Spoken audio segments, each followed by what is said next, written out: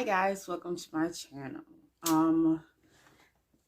So my last video was me being in the hospital, my water breaking, and me being there at 31 weeks. So today's video is going to be about update. As of right now, it is Saturday, baby is a week old. There's no telling when I'm going to upload the video because of life.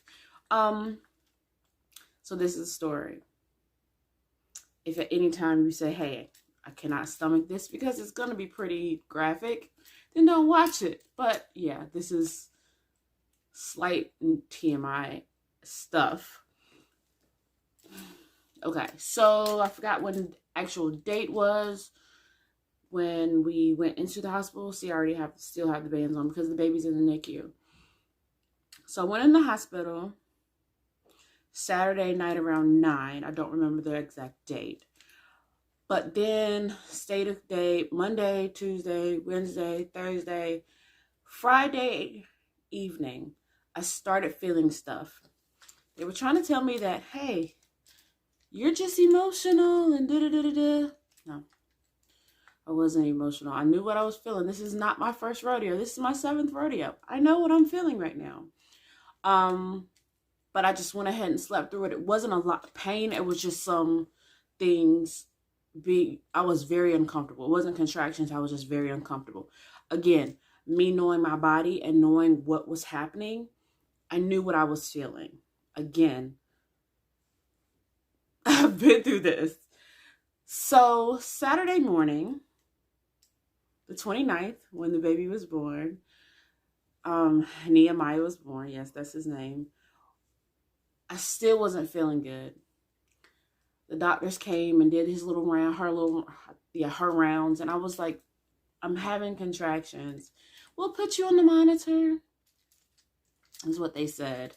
Couple minutes on the monitor. They're like, no, nothing's happening. I was like, yes, something is happening. At that time, I've been in the hospital how many days? I haven't been around my kids. I'm emotional. I'm tired of the hospital. Honestly, I went off. Because I was trying to tell them something's happening, and they was like, yeah, nothing's happening. So then my nurse, who had been there with me for a couple days,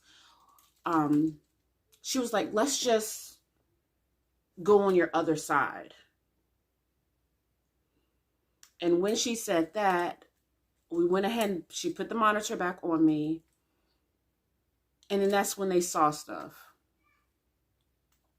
The baby his heart rate was dropping whenever I had a contraction. And then when they decided, at the time I was in special care. I guess for long stays, just like me. I don't know what it was for. But they said, let's go ahead and take you to labor and delivery and check you and da-da-da-da-da. And I was like, okay, told y'all something was happening. Please listen to me. So then they put me on the monitor. More contractions start happening. More contractions. Like, oh, you're in labor. Really now. So Caleb's schedule, he just went ahead and started going back to work because there was no telling when anything was going to happen. Again, we've been through this with Asa. So he just went back to work. I told him, come on back. Come on. He came in. I'm going to go ahead and shout out to my husband because he did an amazing job just holding the house down while I was in the hospital. Kids didn't miss school. I think he maybe missed work one day because he was like, yeah, I just got to get stuff straight around here. Shout out to everyone who else decided to step in and help us with the little kids while Caleb was at work and I was in the hospital. Yeah, Caleb was amazing. I love my husband. But everything, as Saturday, Caleb, he went ahead and came to the hospital. Mountain Dews in hand because there's no telling how long it was, and he didn't want to go home to make coffee because it was going to take extra time.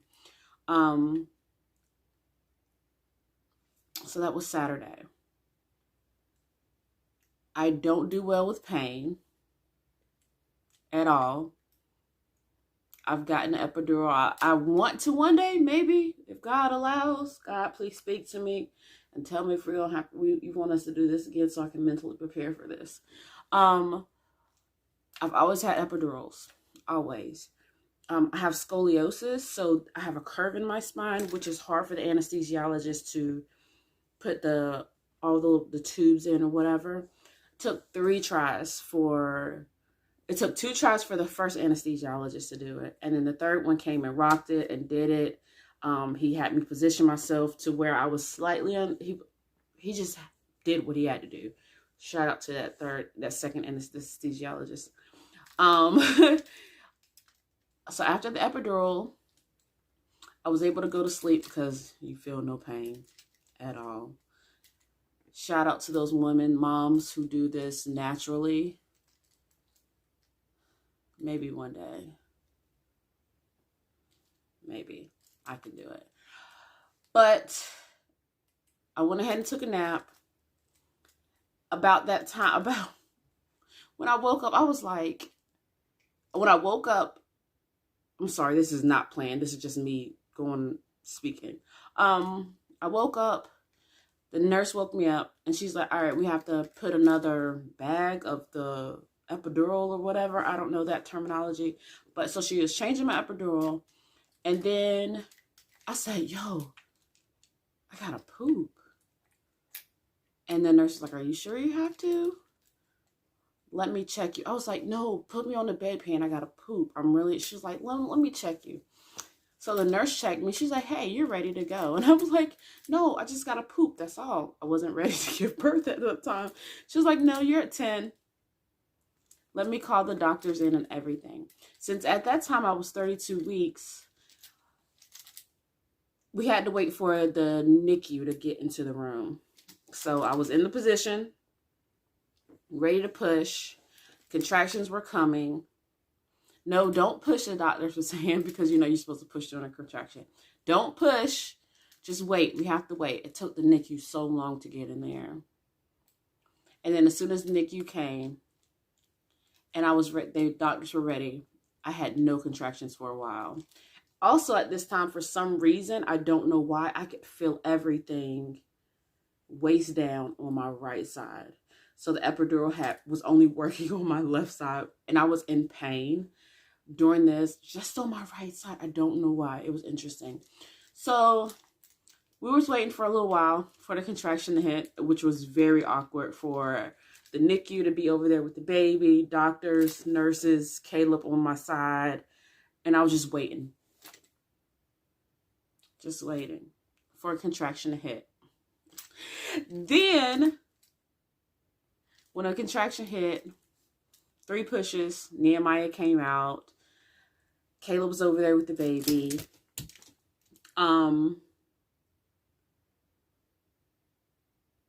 This is the part where it gets to be a little bit TMI, so go ahead and, at your own discretion, just stay here, don't do. So, you know how, after the baby comes, he's attached to the umbilical cord, which is attached to the placenta. They were trying to get the placenta out. It was not coming out. At this time, I was feeling it because they're pushing on your stomach, trying to massage it out. And I was like, this is painful. As much as I wanted to call Caleb over there to hold my hand, he was over there with the baby and the NICU nurses and the NICU, everybody over there, just making sure the baby's okay. I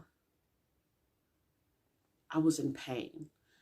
They were massaging and trying to pull it out so much that the umbilical cord became unattached, whatever, to the placenta.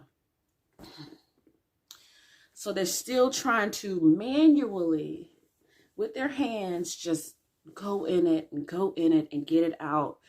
And and they have a certain amount of time that they have before they have to do some other things for it. And I was like, yo, please. There is not enough epidural. I am feeling this. Please hurry up and try to do what you have to do. They couldn't get it out, so they had to call the anesthesiologist back in to give me some higher things. As soon as I felt, I can't even feel nothing, they started going in. I told you this is going to be too much TMI. They had to go in and just try to get it out. Then they took this huge tongue, again, TMI, if you need to go, go. They had to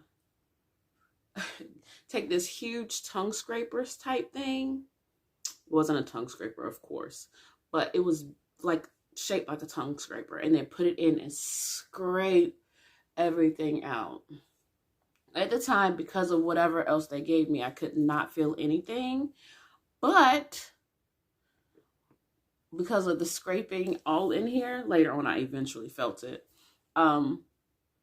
But I'm not gonna say this was the worst birthing experience, because I don't know what else is gonna happen. I don't know what is gonna speak into our lives. But this was definitely one of those birthing experiences that was for the books. Nehemiah is still in the hospital. Again, this video is recorded a week after his birth. January 29th, 4/21, I became the mother of 7 kids.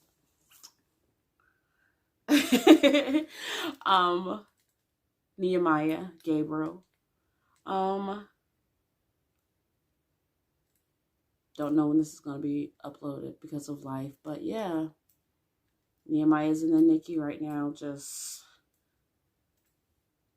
being a grumpy old man in the NICU, because that's exactly what he is. He just looks at you like, what are you doing here in my personal space? He's like his dad. In my personal space, either you're here to feed me or change my diaper, and after that, please leave. That's what he looks at the world like, until he gets into his dad's arms. And he's the sweetest thing ever. I'm going to have trouble. But yeah, that's my birthing story for those who will know.